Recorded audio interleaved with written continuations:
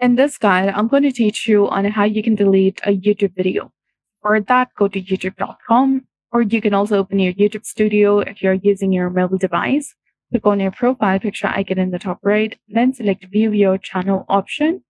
From here, select Manage Videos. You'll be taken to studio.youtube.com. Now, from the left-hand side, make sure that the content is selected. So go to video or any shorts that you want to delete. Beside deleting, you also have the option to change the audience of that specific video. You can click on this option right here that is indicating public. From the drop-down menu, you can select private, then click on publish. Then the video will be completely private and no one will be able to see or access that specific video. But deleting a video is permanent and cannot be undone. You'll lose all your associated audience and video analytics as well. You have the option to download the video to your computer before deleting.